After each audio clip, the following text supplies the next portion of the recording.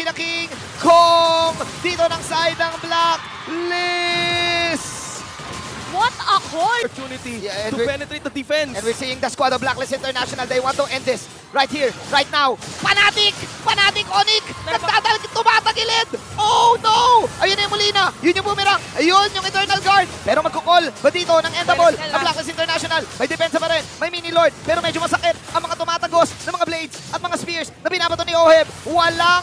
Meron dalawa lang ang minions. Kapit sa base talaga ang kailangan gawin dito ng side ng Fnatic Onyx. May Lord sa gitna.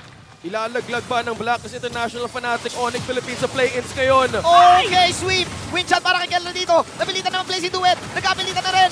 Umikot-ikot si King Kong. Pero yung Lord na nandito na. Binabanatan si Jem. Naka-immortality si Jem. May comeback pa na magagawa. Ang Onyx, Fnatic Onyx. Tignan natin. Bumaba natin yung Lord doon sa base. At mukhang tapos!